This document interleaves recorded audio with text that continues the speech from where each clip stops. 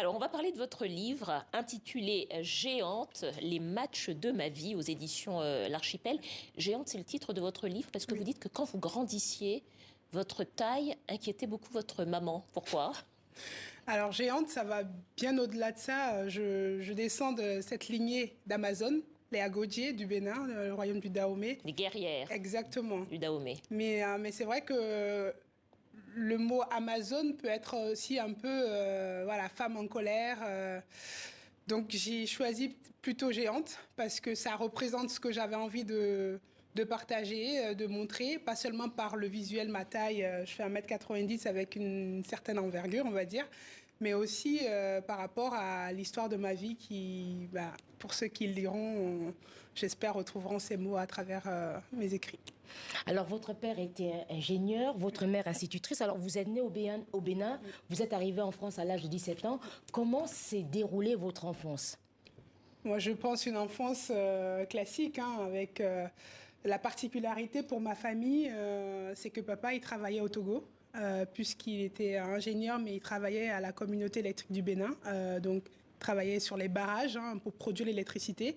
Et nous, on était au Bénin avec maman qui était institutrice et du coup qui voyageait beaucoup pour essayer de se rapprocher le plus possible de la frontière pour être pas trop loin de papa. Vous n'aimiez pas trop l'école, hein, vous préférez le sport Il faut dire que j'étais une enfant un peu étourdie, donc très active. Donc les cours, je réussissais plutôt bien sans fournir d'efforts, alors que le sport, ça me challengeait. Donc c'est vrai que le sport a pris un peu plus de place au collège parce que déjà, ça me permettait de me canaliser toute mon énergie et après, bon, mais je réussissais dedans, donc pourquoi s'arrêter? Et donc, c'est à l'âge de 17 ans que vous avez quitté le Bénin, c'est ça, pour arriver Absolument. en France, dans le sud de la France, à Tarbes. Oui. Racontez-nous un petit peu comment ça s'est passé. Vous êtes arrivé dans un centre de formation. Comment ça s'est passé l'accueil, d'ailleurs? C'est exactement ça. J'arrive à Tarbes l'été 2003 avec 1 000 € en poche. Et j'espère, voilà, pour tout le monde, découvrir ces moments qui pour moi, aujourd'hui, je le prends avec vraiment du sourire et une certaine ironie.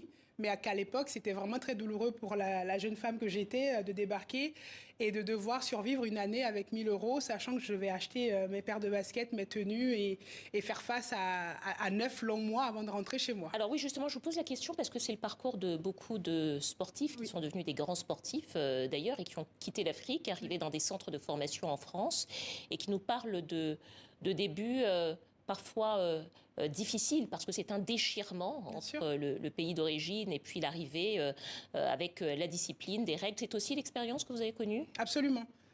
Pour moi, c'était encore plus dur puisque quand je partais, j'avais que des rêves plein la tête.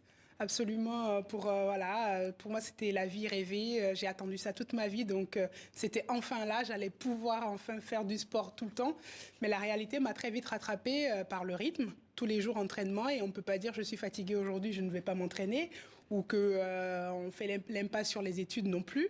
Donc ce rythme-là a été vraiment compliqué pour moi au début, pour vraiment rentrer dans ce qu'était la formation et les centres de formation. Mais très vite après, je pense que je m'adapte. J'ai été très bien entourée dans mon parcours, donc j'ai tout de suite pris, on va dire, le train en marche et après, ça s'est plutôt bien passé. Alors justement, vous avez après évolué dans plusieurs pays, vous avez joué dans plusieurs clubs. Comment la petite fille du Bénin que vous étiez a vécu toute cette exposition médiatique? Avec l'équipe de France, les stars, les voyages. Ouais, je pense que c'est maintenant que je prends un petit peu de recul, mais quand je suis dedans, je réfléchis pas. J'ai vraiment faim, je veux réussir ma vie, et pour moi, ça passait par le sport, donc je devais me donner les moyens, travailler dur pour justement pouvoir montrer aussi à mes parents qui finalement m'ont soutenu envers et contre tous que je pouvais faire du sport et gagner ma vie. Donc ma réflexion et tout mon combat, toute mon énergie était vraiment au service de la réussite.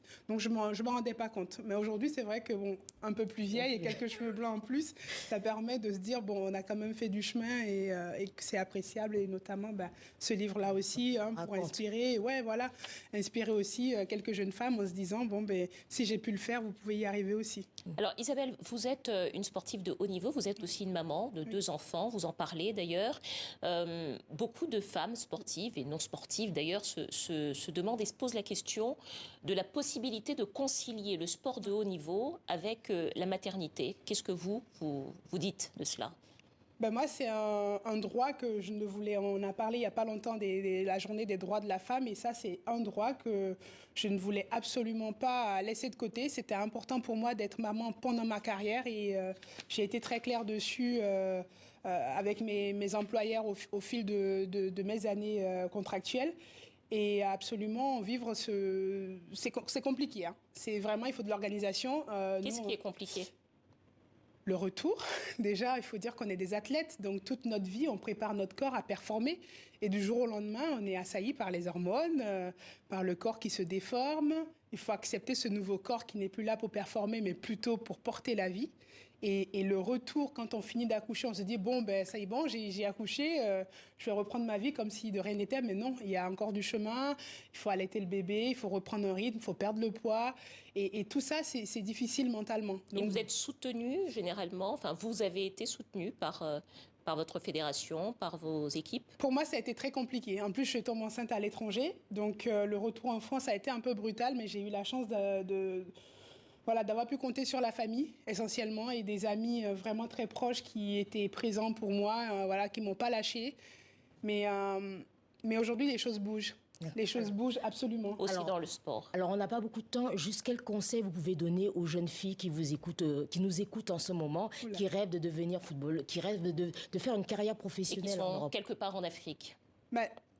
Peu importe notre destinée, que ce soit le sport ou même des grandes études, j'ai envie de dire, quand vous avez une passion, mais donnez-vous à fond. Il n'y a que le travail qui récompense, parce qu'avec le talent, ça ne suffit pas. Il faut de la persévérance et surtout, il faut de l'endurance dans cette persévérance. C'est-à-dire que le travail, tout le monde travaille et tout le monde fait des efforts, mais il faut le faire sur une longue durée et ça finit toujours pas payé. Merci beaucoup Isabelle Yacoubou, basketteuse, auteure de Géante, les matchs de ma vie aux éditions L'Archipel. Merci à vous Lise-Laure.